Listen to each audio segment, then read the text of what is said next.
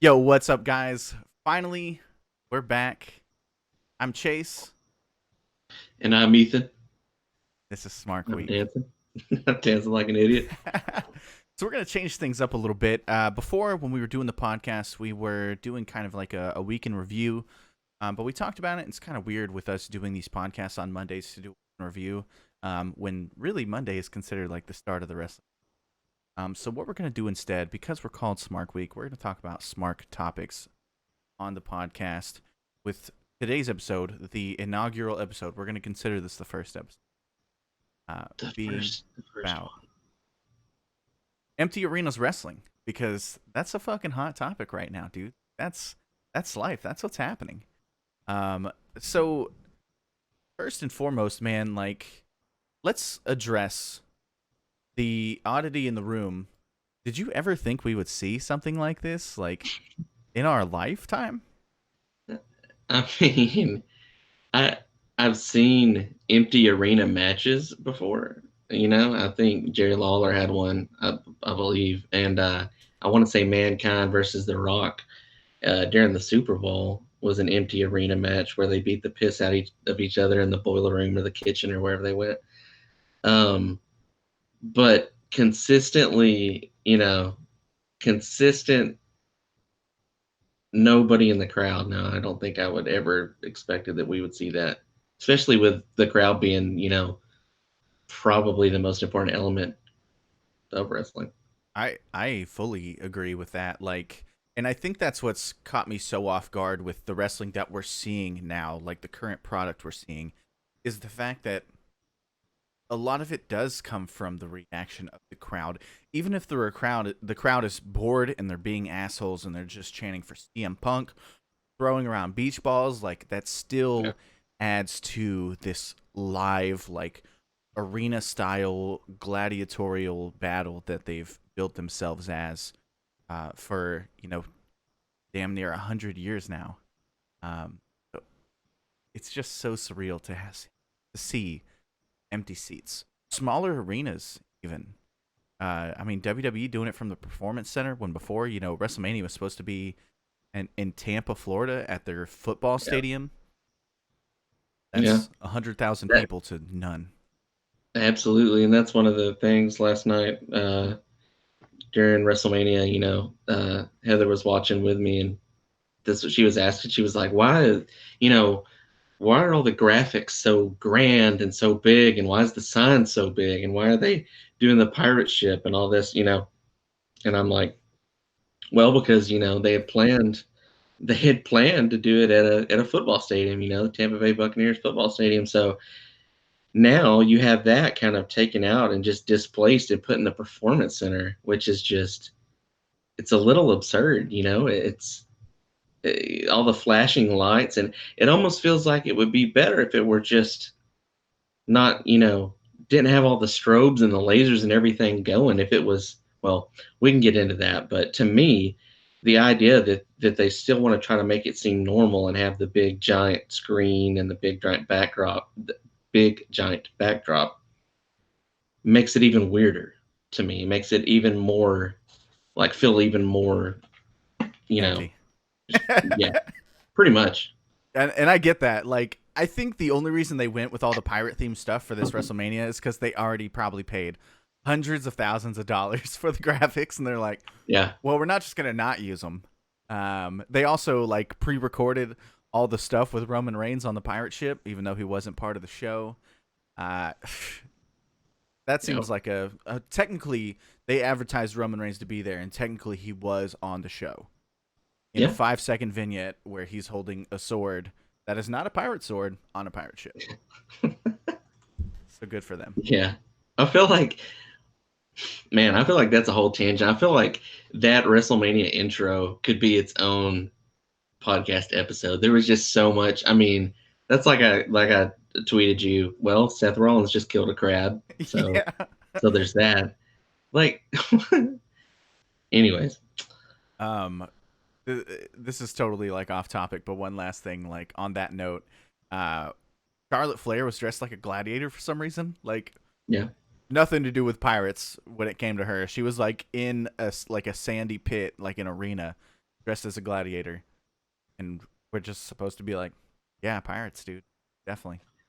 I took that to be because typically pirate ladies, I don't know what they're called, so excuse me if I'm not using that term correctly, but uh, they don't typically show too much skin. And, Charlotte was like, hey, we gotta, so they kind of, gave her that get up. That was me reading into it. Super strange. But yeah, the whole thing in general has been surreal. And to prove like that it's not working, I did pull up the ratings for the year so far for Raw, Dynamite, NXT, and SmackDown. Um, and honestly, the numbers are uh, kind of surprising. To be totally honest, for some things, it's exactly the way you think it would be, and for other things, it's like, all right, well, for some reason people are just still watching. Um, Honestly, when this whole thing started, I was really curious to see if numbers would spike up because people are stuck at home, or if numbers Yeah. would drop down because of the empty arena. I could see both happening, but I was curious to see which one was going to be the more powerful force, so to speak, in their numbers. But uh, Monday Night Raw, they started off. The first episode of the year was January 6th, 2020. Almost 2.4 million viewers. Um, the last episode that we have ratings for, we haven't gotten official ratings. We have estimates, but we haven't gotten official ratings for the last episode of Raw before Mania yet. But the March 23rd episode was just barely above 2 million. That's a 400,000 drop off. But Yeah. the second episode of Raw for the year also did that. So they've been bouncing back and forth between those two numbers pretty much all year. With the virus itself seemingly having no effect on their ratings. So even though Raw has gone empty arena, they've really had basically the same numbers. March 3rd was 2.25. March 9th was 2.16. It's kind of just been going steady there. Yeah. But when you jump down to Dynamite, Dynamite has taken some pretty hard hits from coronavirus. They started off the year with just under 1 million views. 967,000 is what they had. And now they are down to, with their April 1st episode, it's 685,000. And again, that's estimated as well because that hasn't been finalized. But the episode before that, about 800,000. And it looks like they've been jumping back and forth between somewhere around like 800, 700,000 for the quarantine. Yeah. I know we might have to check that, but I believe the first Dynamite show of the year ran unopposed. I believe they were the only show on when they ran at Daly's place. Yeah, So so I think that number will be a little bit inflated, but yeah, and I was gonna get to that. So it wasn't unopposed. That was like their award show for NXT. yeah, okay. So NXT's number started off at 548,000, which is a lot lower than they normally. Um, but since then, they were holding steady in the 700,000s. Like Yeah. literally every single number is between 770,000 and 700,000 flat. But around the time that the quarantine started, our last good number was March 11th, 697,000. And then we have 542,000. And then back up to 600,000. And then for April 1st, down to 590,000 again. Mm. So NXT has probably taken the hardest hit so far. Because even though both Wednesday night shows have seen numbers drop due to quarantine, AEW has won that battle almost every single time. I think there's been 2 weeks where they haven't. One of the weeks they just didn't have a show. They Yeah. Christmas they were like, "Hey, there's no Dynamite. We're just not doing it." They did like a review show or something. Yeah. There was no live show. Everything was pre-taped, and I think there was only one actual wrestling match on the show. And they basically recorded it the week before during AEW Dark. And then of course we get to SmackDown, who is holding strong. SmackDown is doing even better ratings than Raw is, like consecutively for Wow. the past couple months. So Raw has dipped down to 2 million flat. SmackDown started off 2.4 million. The last reported is 2.37 million, so still right around 2.4. Sometimes it goes up, but it hasn't dropped below that 2.37. And that even that 2.37 is a close low. Like, so they've been holding up pretty well. I don't know what it is about the Friday night show. Um, I don't know, man. They had Goldberg as a champion. Well, That match I might be think able to Goldberg, watch. pulls in a lot. Cena, I mean, you got Cena pulling in a bit.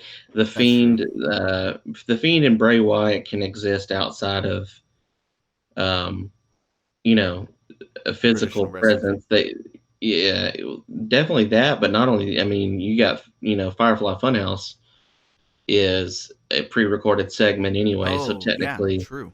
it feels a little bit more natural. Man, but that's interesting. I mean, it's no surprise.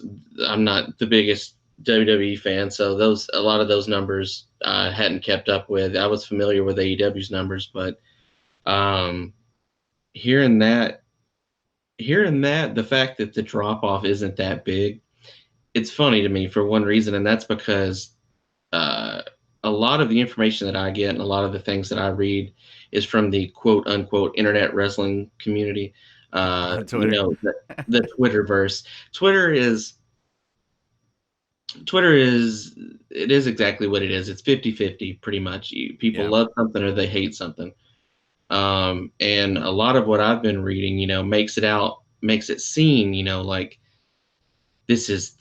everything's dying and oh my god, no arena wrestler, no fans in the arena wrestling is so bad and we're losing ratings and suffering it. But the numbers that you just read there seem to me to indicate that that's not necessarily the case, that maybe you're losing certain fans, but that the fans that have been watching from the beginning, for Dynamite, for example, like me, Yeah. we've followed it throughout, because you're already making that commitment to the company. Hey, I understand the situation. I understand what you're going through and what you're trying to offer me at this time. I'm not gonna bail. I'm not gonna bail out here in the middle of it. I've seen the quote unquote worst it can get. Maybe I've seen the most boring match that you can provide me, and I stayed with it. So I think that's really something to be said, that there's still that consistency of with viewers all throughout the shows. I mean, I think that's awesome. Yeah. And I think you made a good point, and it kind of like segues us into the next thing that we wanted to talk about was like the things that companies are doing to keep people interested in this otherwise empty arena. You talked about Bray Wyatt having that transcendental factor because you don't need an audience for what he's doing. Everything is pre-recorded. It's very like dark and mysterious, but it does not require the live audience whatsoever. They could have been released as WWE.com exclusives. They could have made entire episodes of just him, and it wouldn't have mattered that there was nobody in the arena. So that's definitely a good point. Um, I also wanted to bring up the fact that we have on the other side of the spectrum AEW filling their own audiences with their wrestlers. Yeah, Um, Obviously, they're not putting a ton of people out there because there's still the social distancing rule. They want to make sure everybody's safe. There's also ordinances of gatherings of more than 10, 20, whatever people, depending on where you are. They're following those rules, but they're doing a really good job of it. You have like MJF and Shawn Spears in the crowd gambling, and they've kept the gambling thing going, which is yeah, surprisingly entertaining.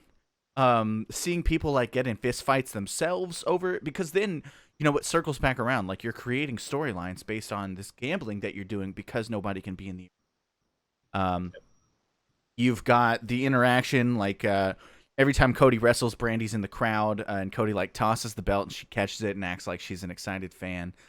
yeah, These are these goofy little things that are being added in, um, as their way of saying like, "Hey, we're not going to pretend like this isn't happening."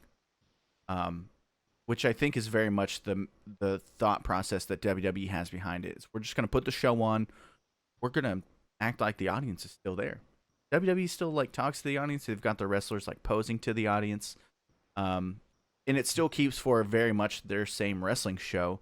But I think there's something to be said about confronting the problem and addressing it, saying, "Hey, uh, we're gonna fill this the best way we can because we understand kind of awkward." Yeah, no, absolutely. And to me, that's one thing that, I mean, let's be honest, AEW has always been transparent from the get go. Um, they don't try to treat the audience like they're stupid or that they don't, understand that this is basically performance art. I mean, that's what it is. I mean, it's athletes. Closest thing that we're going to get to, athletes doing live theater, really.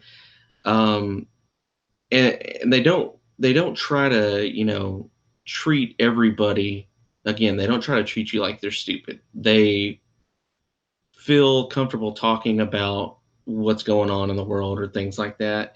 And you could really tell in the very first episode of Dynamite when they went, when they didn't have the crowd, at Daly, when they were still doing it at Daly's place in Jacksonville, where Cody kind of addressed that, and he kind of addressed the uncertainty and that they were going to try to do everything they could.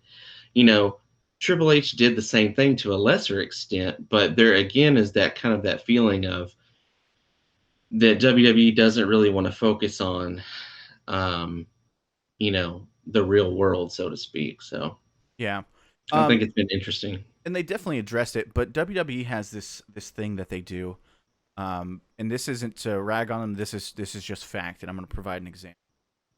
So we're going to talk about when they first found out about the Chris Benoit death, but not about the details behind it. When they Yeah. first found out Chris Benoit had died, they were like, "Hey, we're going to talk about this, and then we're not going to bring it up." Um, and they did. They brought it up. They had the heartfelt videos. And then their plan after that was just the show goes on. We're Mhm. gonna keep doing it, and props to them for sticking with that. Hey, we acknowledge they're not completely pretending. Hey, this isn't happening. They haven't like dubbed in crowd sounds for their matches, which I think would be worse. And some people were really afraid that it was going to come to that. Yeah. Um, they're just putting on the best show they can with what they've got, and straight up kudos to them for that. Um, I just think that any sort of like filler sound, um, whether it be speeding up your matches, because honestly, the best matches I've seen from WWE during this quarantine time are the matches with guys like the Street Profits, with Garza, with Andrade, with Rey Mysterio. And that's because they go so fast, there's almost no downtime for there to be that awkward silence. Like Yeah. they wrestled like they would if they were in NXT or in Ring of Honor or anywhere on the indies, and those matches are the ones that shine through with less people. And that's why they wrestle like that on the indies, because there are less people. You can't Yeah. rely on a crowd reaction because sometimes those 10 people you're wrestling in front of aren't going to fucking react. Um, Yeah. No, absolutely. so I think that's the way to go, and I'm glad they're at least partially doing that on their end. No, absolutely. I agree. And I mean, I think you make a great point because throughout all of this, the one thing that I've seen that's remained a constant, and this is from what I have seen in WWE, and what I have seen in Dynamite, um, is that the wrestlers are working their asses off. I mean, they're taking a situation where they really don't. I mean, it's a bad situation, No, nobody to work off of, nobody to generate heat off of. Um, they're taking this situation and they're going out there and they're putting on, high quality matches and making the absolute best of a really bad situation, And I think that goes a long way to show, um, just how much that this has done for to help people escape. Um, I know it personally, with watching Dynamite, that it really, to me, after you get over kind of the first shock and the first it being strange to you that there's no crowd, or no cheering or booing or anything like that. After you get past that first initial shock, it kind of you fall back into it. Wrestling is wrestling, and if you can wrestle anywhere. You can wrestle in front of 10 people. You can wrestle in front of 0 people. You can run, So I think that that's really it's really kind of given some of the performers a chance to shine and to say, hey, without all the gimmicks or without all the flashing lights and all this and that, this is wrestling in its, purest form. This is what I can do. And this is what I bring to the table. And I think you nailed it when talking about somebody like Garza and the Street Profits and Andrade and Aleister Black. You're basically saying, if I can go out there and wrestle in front of nobody and capture your attention and draw you into my match, then I can do it. I think that just speaks volumes for the level of talent to be able to do that. Yeah, I agree. And speaking of talent, while we're talking about things that they've done well during this time, um, this has really given a time for certain people to shine who otherwise wouldn't have had the opportunity.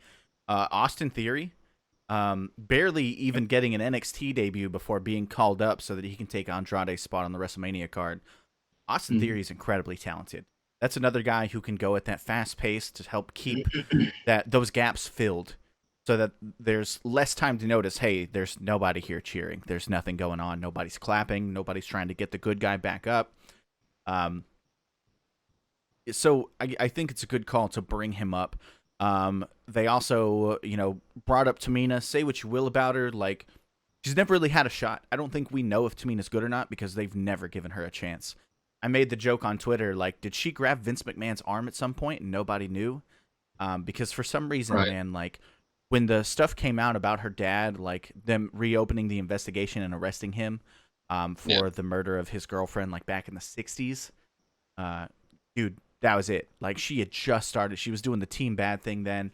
Um, and then, like, that came out. She was off TV. And then they didn't even, like, they didn't talk about her at all. It was almost like they were punishing her for the sins of her father, which I Yeah. don't think is fair, and she just never overcame it. So it's cool to see her on the WrestleMania card, even if she was the first person eliminated from that. So I'm Yeah. glad to see. Oh, Aleister Black too. I don't think Aleister Black would have been on the WrestleMania card if it wasn't for everything that was going down and them doing the 2 night show.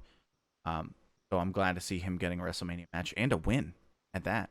Yeah. Awesome. I think at the very least, I think it's pretty safe to say that he probably would have ended up on the pre-show or on the kickoff show. It kind of feels like that. Maybe, in one of those Cesaro type matches, who, of course, Cesaro did end up on the pre-show Yeah. kickoff. But even Cesaro getting a match like that was out of nowhere. Drew Gulak getting to wrestle against him. I don't think any of that was planned for the original show. Again, they had to fill a bunch of space because they did decide to do 2 nights instead of one and stretch it out. I Yeah. I'm glad that those guys got a chance to shine because honestly, that match was great. Braun Strowman going into the WWE title picture, not my favorite thing, but I do think that that opened up the chance for Sami Zayn to go against somebody else like Daniel Bryan because Yeah. we were just going to get a boring ass rematch with some rule where there couldn't be interferences. We wouldn't have gotten the cool wrestling match that we got. Um, and then on the opposite side of the spectrum, this didn't add anybody to the card. It actually took people off, but it made for a cool match. But the triple threat for the SmackDown tag titles ended up being one on one. And John Morrison really got a chance to shine. So I'm hoping that this leads to him like breaking up the act with the Miz because I never wanted to see Miz and Morrison come back together. I want to see John Morrison get his actual singles run, um, and see where it can go because I think he can be a world championship holder in WWE if they'll fucking let him. Just like Drew Galloway, Drew McIntyre is finally getting his run. I think it's a good thing to send these guys out into the world, let them become these wrestling journeymen, so to speak, and then come back and push them to the fucking moon. If they've proven they can do it in all these other places, then bring them back, acknowledge that, and then let them go for your world title. These are how you create these full time stars, um, even if you're not able to do it yourself. And let's be honest, WWE is not. They're not. Um, I mean, I think we talk about, you know, talent being utilized and things like that. I think one thing that we'd have to bring up that I've personally, I really have really enjoyed is the fact that, look, Tony Khan has basically said, we can't get all of our talent in here. I think that's become abundantly clear that there's a lot of the roster that's not able to get to these shows. And what they've done, is on AEW Dark, especially, they've brought in a bunch of, I don't know all these people, very in depth, but I don't know if it's just local talent. But regardless, they're bringing in all these independent wrestlers, and they're letting them, not necessarily all of them are squash matches per se. The Jake Hager stuff, I mean, of course, yeah. The Yeah, John but that's Moxley kind of stuff, his thing right yeah, now. Is like, look how fast I can exactly. knock I these mean, guys out. absolutely. But I mean, he's giving he's doing two things. He's giving these people an opportunity to showcase, what they're about, but he's also giving them work legitimately. I mean, these are wrestlers who are out of work, like everybody, like the entire country, and they're trying to find a way to make money, trying to find a way to pay their bills, trying to find a way to do things, and Tony Khan has basically found a way to kill two birds with one stone and to uh, give these people a chance, but also fill the need, uh, where they can't have their wrestlers come in, or maybe whatever it may be. If it's travel restrictions, I know that's where they've been headed towards. But I think that's really really cool, to be able to see all these different people that we've never, these are people you're never going to see. There's still these wrestlers wrestling in, as they say, the bingo halls. They're getting a chance to be on a legitimate promotion and get that exposure, and also to really cut their teeth. And um, that's like something, not to go too far into it, but seeing Sammy Guevara's vlog and seeing his good friend Joe Alonzo, um, watching that interaction and seeing how nervous he was and how excited he was for an empty arena AEW dark match. It doesn't matter, because wrestling is wrestling. I Agreed. mean, that's how I feel, at least. And his level of excitement for it on his birthday, to go out to wrestle, to achieve his dreams, basically, that says everything you need to know about the level of seriousness with which they view it, and the way that people that are serious about it perceive it. Because are you going to tell me that Drew McIntyre, that wasn't his WrestleMania moment? I mean, yeah, it's fucked up, it's in an empty arena, but it's still WrestleMania for these people. I mean, it's a little different. Yeah. If you ask them, uh, would they rather have fans? 10 out of 10 of them are going to say yes. But in the circumstances that we're in, I don't think that you can take any of this away from them and say that they're not trying to go out there and put on the exact same show that they would put in front of fans. Um, that's just my opinion, man. I think they're making the best of a very bad situation, and I just can't say enough how much I respect them for trying to accomplish what they've done. 100%. And I've been really careful, like, with my words, or at least trying to be careful with my words, because I feel like sometimes I am really hard on WWE. Yeah, They're the veteran. They're the people who should know better. And sometimes they do some dumb shit. I definitely wish they had postponed WrestleMania until we could have fans in the audience again. But I understand they did what they had to do. And I definitely don't think any of that has any effect on the wrestlers' performances. Regardless of whether they're fans or not, they went out there and they gave their all. In fact, excuse me. In fact, I think you could argue they gave more because they knew they had to. yeah. So, you do get these crazy spots in the ladder match. You do get these crazy pre-recorded segments. It came out that the Undertaker AJ Boneyard match took 8 hours to record. So instead of them doing a half-hour wrestling match, if that, because Undertaker is getting up there now, they spent 8 hours in the middle of the night recording this match to entertain us for, it was what, like Which 5 minutes. It was 5 minutes long. And huge props to them for that, because they didn't have to do it. They did it to make sure that the show was still a success, and I would argue that the Boneyard match was the biggest success of both nights, hands down. I would I would agree with you. I think so. When you say 5 minutes, You mean like the duration, or you mean the actual like wrestling element of it? Because I think the wrestling element, yeah, because the actual duration, like the entrances took a little bit of time as well. But I also have to imagine that those probably took a little bit less time to record. I think a lot of it was probably yeah, like pyro setup and getting things recorded from multiple angles, stuff like that's that. true.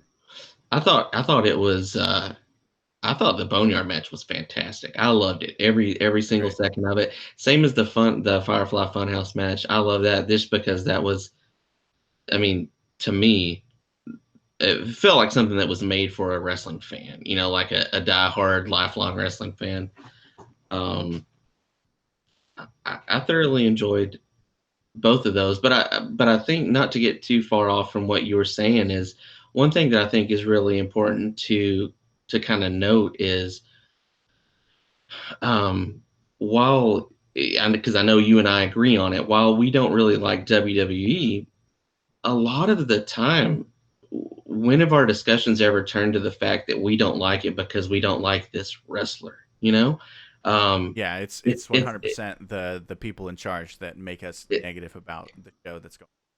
exactly, and I mean, we're not, those of us that aren't, just bewitched by WWE, are because we don't like the direction that the product is moving, or the storyline, or the fact that this person or that person, got a title shot.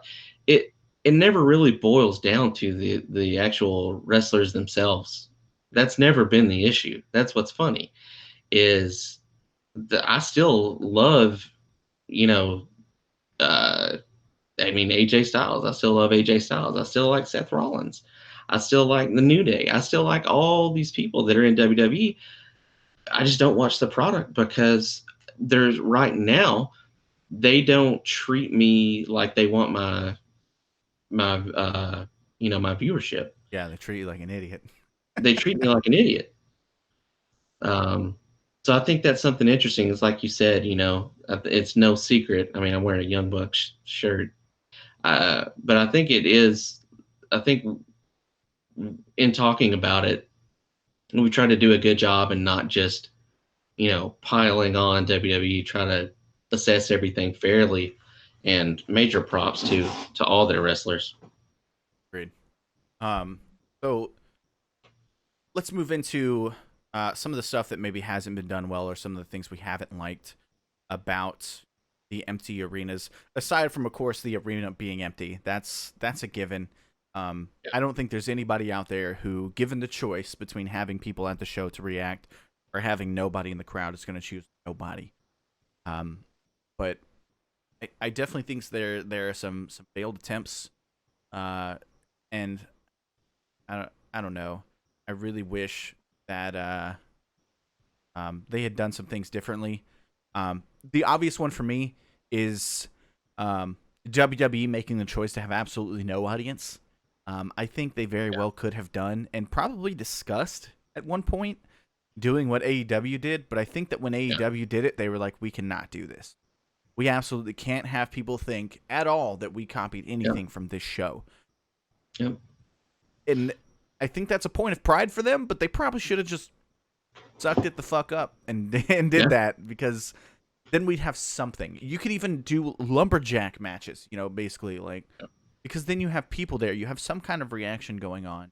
And I think for them to overlook it just because some other company did it really is a misstep on their part.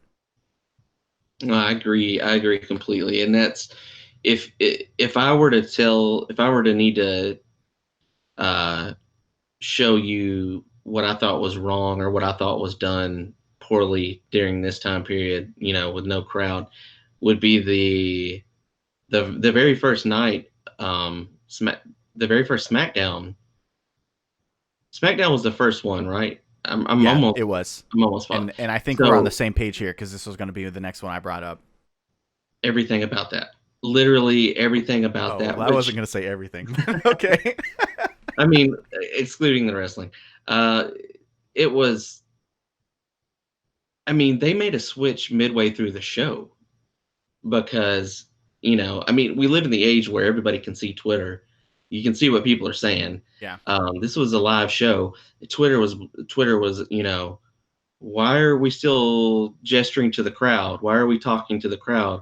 Why are we cutting our promos to the crowd? And by the second hour, it looked like to me, unless I'm crazy, looked like they kind of made that adjustment, which was they stopped with the gesturing to the crowd. They talked to the wrestlers in the ring, each other, um, and they started cutting their promos in the right in the turnbuckle, right up in that main turnbuckle, right to the hard camera, which I thought immediately was like a snap, made it that much better. So it was fun. It's funny how they've kind of figured out things that didn't work as they've gone. But I think you have an excellent point, which is just the pettiness of WWE as it has always been. Is doesn't matter if another company did something right. Doesn't matter if the fans like that. We don't do that. We don't copy Yeah. what they do. We're bigger than them. We don't do that. Yeah. So Whether it that's would kind of improve us or not, we're not going to do it if they exactly. did it first. Yeah. But that was that first episode of SmackDown, and the not only that, but the placement of the camera. They've since moved the camera to be how AEW did it, how Ring of Honor has always done it, which is facing Facing the directly down the ramp. I do like that, with honestly. yeah, Kind of wish they would keep that forever, but I get why they don't because you do get those massive crowd shots if you do it from the side. I fully yeah, understand that. Um, but yeah, just to add a little bit onto that, I do.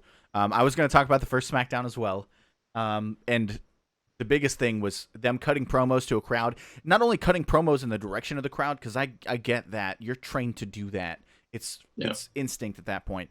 But to talk like the crowd is there, like you're talking to people in the audience, is what really like threw me off. It felt awkward. It felt forced. It seemed like it was something that they were told to do because everybody yep, was doing it. This wasn't just somebody's decision. And then of course, it's been known for months that like as soon as news broke, Vince went home because he's worried about catching this shit. So Vince yeah, was not on set, but it felt like Triple H told everyone to do this. Meanwhile, Triple H is sitting at the announcers table for that SmackDown, cracking jokes, like breaking the fourth wall. Oscar ran in and he's like, "Oh, she must have come in through the crowd. I didn't see her." And it was like, it's yeah, almost like he set up the whole show so that he seemed smarter than all the other wrestlers. yeah. And it just felt like a real dick move, and it just made it more awkward. It didn't help it at all. It didn't break tension. Um, I think they could have just addressed it at the start, been fine with it, moved on. Cut promos, cool. You still have to do those things. But it was very weird. It was hard to watch. I watched it with my roommate, and then I even watched some of it with my wife, who doesn't like wrestling. But I was like, "Hey, you have to check this out. It's so awkward." And I just pulled Yeah, it up, and that was the talking point for it. Is, "Hey, look how awkward this is. It's gonna make you uncomfortable." And it exactly. and it succeeded in that. A great job of making me feel like, "Hey, I don't want to watch." And it was only worsened when I don't know if you saw this. I'm sure you did, but in other countries they don't have commercial breaks like we do. So a lot of those shows, apparently wrestling in particular, either doesn't have a commercial break or it's set differently because they have a continuous live feed. So what happened was, during that very, very first break, everybody stopped wrestling. Yeah, The they director, stopped moving. They were they just stopped hanging out. moving. Um, and there have been a couple of Which slips since then, but that's definitely the worst one. I'm glad you brought that up. I honestly forgot about that. But they literally like they were in the middle of like a chokehold, and Alexa Bliss just like let go, and they went into their separate corner. they did, and from being on a movie set and seeing and seeing all that, they literally. I mean, that's what it was. I mean, I get it; it's a big production anyway. But you're talking about they start moving around, and you hear the director, you hear the producers talking, and then they count them back in. 3, 2, all right, we're live. Um, and that's something. So in AEW Dynamite, you can hear that, which I think they've tried to mask that in the later episodes because it's gotten better. Yeah, But you, with no crowd, you can hear them counting back into live TV. Well, your only problem is when you stop wrestling and you're counting back into that. It's just completely strange. yeah. So A lot of that's production been one of missing. the biggest. Yeah, that's been one of the biggest things is I guess them trying to find a way around that because I mean, let's be honest. We completely agree that when these are when they were still broadcasting live, it would have made no sense to wrestle during the break. I mean, we know that's Definitely for the not. live audience, but still, you got to find a way to do it. And you got to be aware if there's other countries I mean, out there that have your full feed. yeah, it's rest holds and stuff, you know? Like that's what they do during commercials anyway. Nobody's Yeah, Jeff Hardy's not busting out swanton bombs during a commercial break. Like they know. They know yeah, when there's a commercial break. So just rest hold, run around the ring, do small little things. Don't fill up your fucking pump card while the commercial break's not that long. Just just do yeah, something. Do like a double clothesline and do a double down. There's lots of things you can do where literally like nobody has to exert any real energy, but you can still keep the match visibly going in case they cut back early. Like things happen, so to just stop seems very short sighted in my mind. I don't know if they were told to just stop during commercial breaks or what, but I'm glad we don't have any more of that.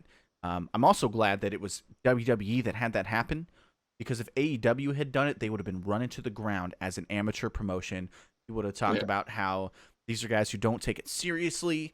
But you have Asuka, Kairi Sane, Alexa Bliss, and Nikki Cross do it, and it's like, oh, they didn't know. They didn't know that the camera was rolling. Not their fault. yeah. And I agree with that statement. It's not their fault, Yeah. but I I, don't I think we would think have got that same.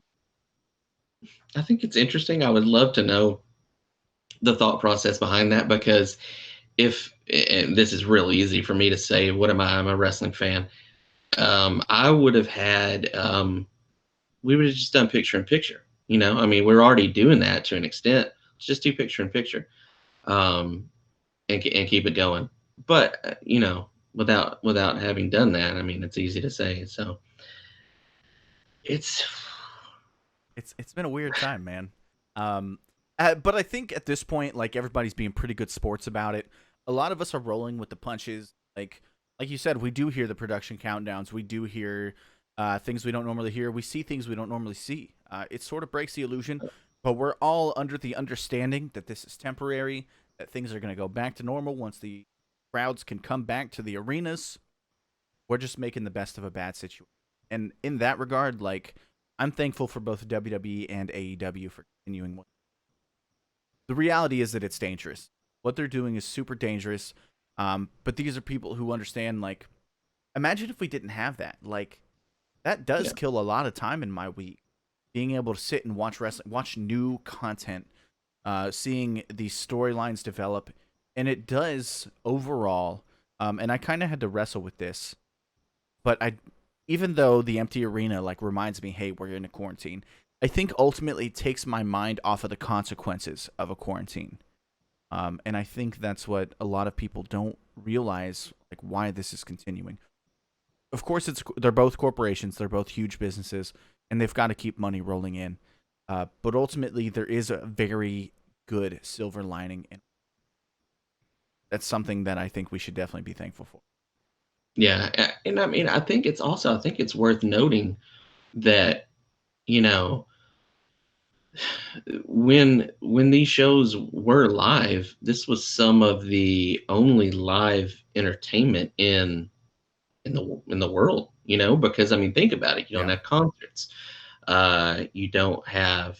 I'm assuming you don't have Broadway. You don't have theaters. We saw those shut down. You don't. So you don't have sports of any kind. All sports are shut down, which is rip. as a yeah, as a huge sports fan, I know you're bummed by that, but to me, especially, I can speak to that being somebody that loves sports and loves following sports. This is all I've had, and I think that you can't really discount that. So I think it's kind of the fact that they've been providing that entertainment. They've been one of the few that I can think of off the top of my head, at least the few you know instances of live entertainment that we've had. I think the big thing that's going to be interesting, and I'm not sure if you've read much about it or whatnot, but uh, we're creeping into territory where these are going to be completely taped shows. I know that they said that WrestleMania, or that, excuse me, the WWE was recorded I believe, up until either the Raw after Mania, possibly the Raw and SmackDown after Mania. Yeah, I You're think looking my at, understanding was that they have this week's shows already recorded, and after yeah, that, they're not allowed to be at the performance center anymore. They've been completely exactly. kicked out of Orlando, so I think their next option is Connecticut, Hartford, like in the actual WWE business. Could be. You're also looking at AEW. They have taped all of their shows up through the tournament, the TNT, um, the title tournament. They've taped all their shows up through the finals of that, which is probably 2 or 3 weeks. But they're also have been filming in Georgia at the Nightmare Factory, I believe. And they're getting ready to, well, they've been placed in a shelter at home or, one of those, I can't remember the name. They're basically done as well. Until they can find an alternative. So it's going to be really interesting. We may have about another week, 2 weeks of WWE maybe, and about another 2 to 3 weeks of AEW.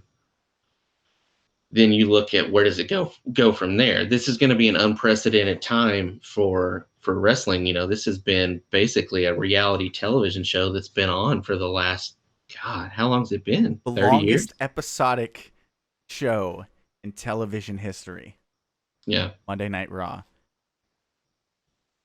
So, don't think they want to lose that, man. I don't think they're gonna let, even if it has to just be straight vignettes. If they've got to do cell phone promos, I don't think Raw's gonna stop.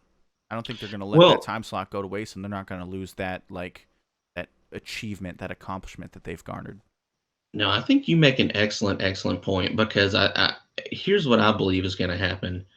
Um, I believe we are going to have an off season, so to speak, at least for the foreseeable future. Maybe it's 2 months, maybe it's a month, who knows? But I think the good that's going to come out of that is kind of what's already happening. Is the wrestlers are going to get time off to rest, and stop throwing their bodies at the mat, all over, doing house shows all over.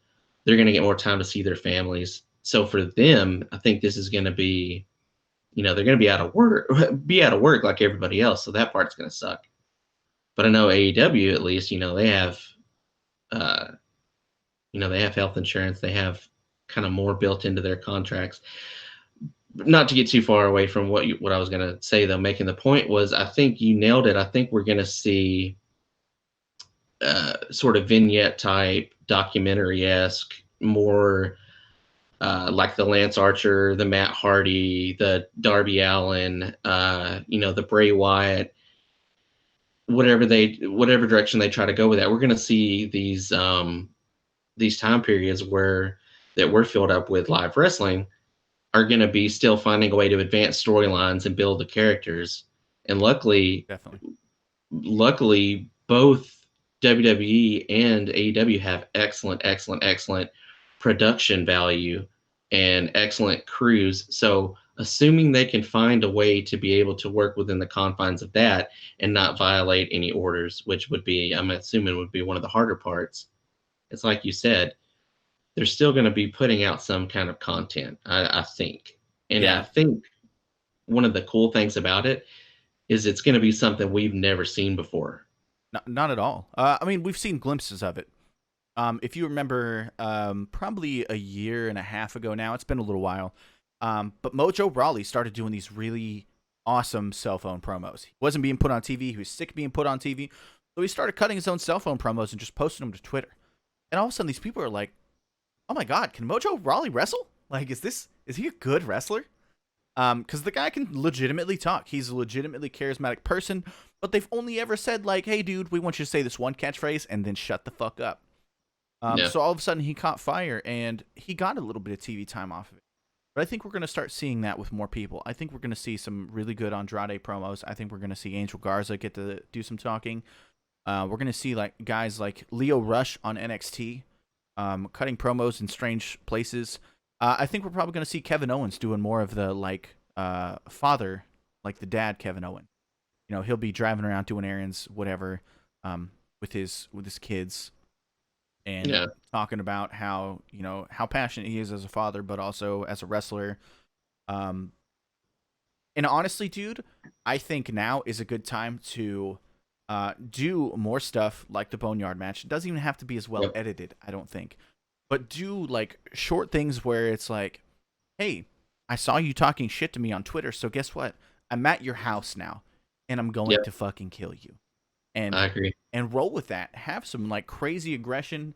Uh, you know, why not start Twitter feuds right now? People have so much time to sit on social media. Push Twitter feuds. Use little vignettes and videos and teasers and all these other things to keep it going. Right now, you've got the mystery of who the hacker is on SmackDown. Push that.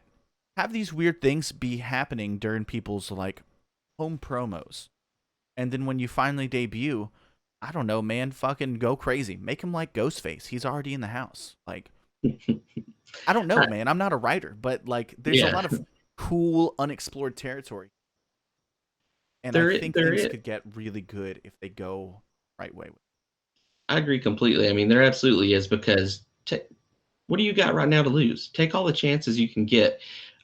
Try to, build people that you never in a million years thought would get over. You don't know what's going to happen if you take a chance on somebody. Uh, you're giving them a chance right now to become a social media star, basically. How you're going to tell me that won't translate in front of a live audience if you correctly build somebody? Yeah, I mean, look at influencers, look at viral videos. It's the same concept, but on a bigger scale.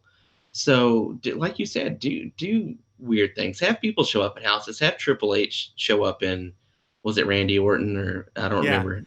yeah. Triple H showing up Randy Have Orton's house with a sledgehammer. have Austin show up at Brian Pillman's with Brian Pillman and the gun. Clearly we're not going to do that, but Dude, close down a these, grocery store and have somebody fight in it again. Like, I now's the mean, time for those find things. find if you want to, if you're not just going to fully shut down, which I could see. I mean, clearly we can all foresee the potential of that happening just sheerly due to the fact that they can't violate certain orders. We don't know what's going to happen, but if you have the chance to work around it in these creative ways, we're going to get some really, really excellent, really creative content. And that's like, I've Agreed. seen people talking about, the elite getting trapped at Matt Hardy's compound. And, clearly that won't happen now since, they've teamed up. But the possibilities really are kind of limitless, especially with people like Bray Wyatt. If anybody can watch the Firefly Funhouse match last night and tell me that there's no way that you know they can't create more content like that, I don't believe Lots it. of it. They could do it, dude. Imagine Bray Wyatt versus Dolph Ziggler, and they run through all the opportunities that Dolph Ziggler could have had, and then each time Bray Wyatt's like, but they decided not to do anything, and just rub in the fact that Dolph Ziggler is this incredible talent that never got utilized the way that he could have. Not only would that resonate with people now, it would resonate with people who have followed his career, who've been watching him from the beginning. So it would touch on those multiple levels.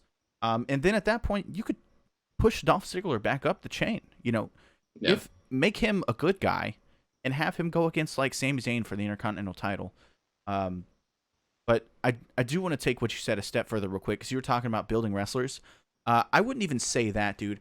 I say now is the time to let wrestlers try to build themselves.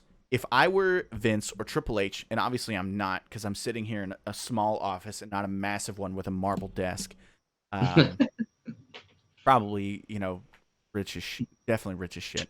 eating But caviar, yeah, caviar. There's champagne there all the time, quarantine always. caviar. Um, but if I were Vince or Triple H, here's what I would do. I would say homework. Yep, Every single person, once a week, you're gonna send me a promo video that you cut, unscripted. It's yours, and then I'm gonna take the best 5 and I'm gonna put them on the show every fucking week. So hell yeah. now's your make or break. You can't say there's no brass ring because I'm giving it to you. Sell me on it, and then I'll let you sell them on it. And we could see potentially the next Rock, the next Stone Cold, the next Kurt Angle come out of this. Because if you can talk, really it doesn't matter if you can wrestle. The wrestling part, like you can learn over time. If you can talk and connect with fans, as long as you don't completely botch your matches, you're gold. You're set. People have won world titles with the words that they say. Yep. My favorite wrestler of all time, man, Edge. He's a great wrestler. but he's not like particularly great in the ring. He doesn't do anything that somebody else couldn't do. In fact, I would venture to say that he was less over when he was focusing on how like crazy and like exciting his wrestling was. And then he decided to tone his wrestling down. For a while, his finisher was a DDT. Uh, the and then he slowly started to build this character, this like devilish character, this guy Yeah. who was, fucking people in beds on live TV, this guy who was stealing title belts and cheating out the best wrestlers in the world to become this top guy. No, And you're exactly right. Because I'm actually currently going back and watching, and that's the time period that I'm in. Uh, and I think that's you nailed it. yeah, dude. I mean, you really nailed it because you can see as an in-ring performer, he just can't outshine Chris Benoit, Kurt Angle, Shelton Benjamin, Eddie Guerrero. I mean, he's good. He's technically a good, solid wrestler, and I enjoy his matches. But I can see I'm on the cusp of, right as you're saying, of him developing into this next level, and that's what elevated his career. And we could easily have that from you've got Austin Theory. He literally wrestled one match, the Raw before Mania, and that somehow got him on the Mania card. That's cool, but storyline wise, nobody knows who this guy. Have Yeah, him start cutting promos. Angel Garza, have him start cutting promos. Aleister Black, have him start cutting his own promos because the pre-scripted shit in a dark closet ain't working. Um, there's so many people. Let Bray Wyatt keep doing Funhouse stuff like that works. It's always gonna I work. would watch. I would watch too, and this is the thing as well. I kind of made this point is the people that are here the people that are here and have said, I'm going to watch this show through thick or thin, no matter what, no matter how many people, I'm going to watch it. They're not going anywhere. I Definitely don't not. think. I know I'm not going anywhere. If you give me 2 hours of Firefly Funhouse, I will watch it. So it's like you don't really have much to lose, do you? I mean, what do you have to lose? And dude, think of the 24/7 segments they could have right now. And I know like we're going through a quarantine. Here's the problem though. These guys have already been deemed essential because they are such a large entertainment company. So they're not going anywhere. They're going to keep meeting up with other people regardless because that's the nature of it. The company's not going to shut it down unless the government does, and the government's absolutely shut it down. So while these people are putting themselves at risk, got to make the best of it. Absolutely got to do what you can to make the product entertaining. Especially now, you just had Lesnar and Goldberg lose their stuff, so you got to imagine they're probably not showing up anytime soon.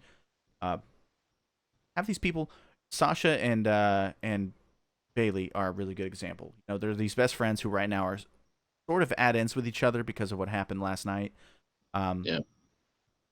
have them do things like, hey, we're gonna socially distance. We're gonna go for a walk, just the two of us. They're friends. Why would that be that weird? But then have them like have a conversation and take little jabs at each other. Things that can easily progress the story, but don't have to really do anything crazy. They're not around other people. Even the Dude, camera person recording it could be far away, or even just someone, Sasha or Bailey's has. I don't know if either Sasha's married, I think, but literally somebody who would already be there. Have them just can't film it, from the back or whatever. you're giving me all sorts of ideas because like I mean, and I'm assuming this only goes for your diehard wrestling fans, clearly. But dude, I wouldn't really be too bummed if I'm just watching basically a reality show of what wrestlers are doing, how they're spending their time during quarantine, seeing Hangman Page just chill out. You could bleed into kind of, you could kayfabe it up a little bit. You could make it a little bit more realistic at times. You could do whatever you want to with it, but it ends up being it could be a fun alternative. If you can't do this, you can't do that. It's a way to keep people interested. And personally, I know me watching stuff like BTE and watching Sammy's vlog and watching some of the different vlogs and things like that. I mean, they would have me as a viewer. I'd be interested in seeing, what my quote unquote favorite wrestler is, how he's spending this time stuck in his house like me. Dude, definitely. In So fact, you just put this idea in my head. First ever 2-hour BTE episode on TNT. they did a 30-minute episode today. I don't know if you saw it yet. I They're haven't yet. wrestling on the Young Bucks are wrestling on their Knicks tennis court in the back. They're calling it the BTE compound. That's They awesome. have a ring set up. Rick Knox is out there. SCU is out there. All the Rancho Cucamonga group is out there. You know, Brandon Yeah, I Cutler's was out gonna say there. Cutler lives nearby, so he's probably there too. You know, not to spoil it, but Peter Avalon has an appearance Oh there. my So god. it's I think it is. Let me ask you this. Let me pose it to you as a question, and I don't want to make us go too much longer, but what do you think? I know you said you think the government probably is may not be able to shut it down or whatever. So the what's happening right now with Georgia that has led them to stop to pre-record their shows under the assumption that they may not be able um, to do anything else. You know, I guess they've got 3 or 4 weeks filmed. What is the realistic scenario? What do we foresee these companies doing if things really tighten up even more? I mean, They'll stay open. So here's the thing. WWE is too big for the government to come after them and say, "Hey, you have to close." Vince McMahon is also really good friends with our commander in Cheeto, Donald Trump, and that's the only political statement I'm ever going to make on this podcast. Um, but I don't think that they're going to shut WWE down, and they would be very hard pressed to shut down AEW and tell WWE they could stay open. They're doing very much the same thing, and there's no way they could argue, "Hey, no, you don't do it on the same scale," because in a lot of ways they are doing it on the same scale. Especially now since they're both having to move to smaller arenas, yeah. film in front of no audience. That's what kind of worries me is that we've moved towards taping these shows. The kind of the uncertainty of having to record this set amount of shows because of really and truly what's happening is these individual states, you know, they're passing mandates and orders of their own, and kind of regulating what can or can't happen within there and who can and can't travel, making it harder for these people to get together and things like that. You know, you have a happy coincidence of all the people in Southern California living within the same vicinity of each other, but it makes me worry what it means that both WWE and AEW at the same time have said, okay, guys, we got to tape some stuff. We got to have some stuff. Makes me wonder what happens when at the end of the taped footage. You know, I guess best case scenario, um, we're able to move a little bit more freely, and some of the orders are kind of lifted. But that's absolute best case scenario, clearly, and that would be not happening till May anyway. Yeah. I would be very surprised if WWE headquarters didn't have some kind of wrestling setup in it. Um, I'm sure it hasn't been used in a while, or even just an area where there can be a wrestling setup. And honestly, as long as that building is deemed essential, they can't stop people from going inside and doing any kind of work. So I think WWE has their place solidified no matter what. I think AEW very much needs to find that, and I think that may be what they're doing with the compound thing there. Just filming from their site or filming from Matt Hardy's house, filming from Jericho's house. You have all these like very well off guys who do have, they don't have like giant mansions by any means, but they have enough space to set up a wrestling ring and do some kind of wrestling match. And then you could also kind of get a glimpse into, what their outside lives look like, outside of the normal arenas that you see. So I think that could be Yeah. really cool. Um, Before we go, I do want to pose one final question to you. Um, Actually, two questions, but they're both related to the same thing. I'm gonna Um, answer them. I'm gonna answer them as quickly as possible because my computer's about to die because it's a piece of okay, shit. night one or night two WrestleMania, which one was better? Um, ooh, that's tough. Boneyard match makes me want to say one, but overall card I have to say two. Okay, I'm gonna go with one. Boneyard match is pretty much the only enjoyable thing I saw at WrestleMania. I'm gonna be real pessimistic about this. So you probably already know my answer to this, but do you think WrestleMania 36 was the best or not? I think it just died. Well, we're not getting that answer, but we do have a freeze frame of laughing Ethan, so we have that. Um, but all right, guys, I guess that's gonna do it for us. Unfortunately, I was not impressed by WrestleMania as a whole. I don't think there's anything wrong with the matches themselves, but I do draw so heavily on a crowd reaction that it was hard to focus on it. The only exceptions being the Boneyard match. The Boneyard match was amazing. I also didn't have a problem focusing in on the Firefly Funhouse match, but I did not think it was as good as everyone else did. There were definitely funny parts, but overall, it really wasn't a match. It was more just them poking holes in WWE's logic over the past decade, whatever. Um, I don't know. But that's going to do it for Smark Week. I am Chase. This is Ethan. Make sure you follow us on YouTube, or subscribe to us on YouTube, rather. And then make sure we'll just make sure that you follow us on Twitter as well, at Smark.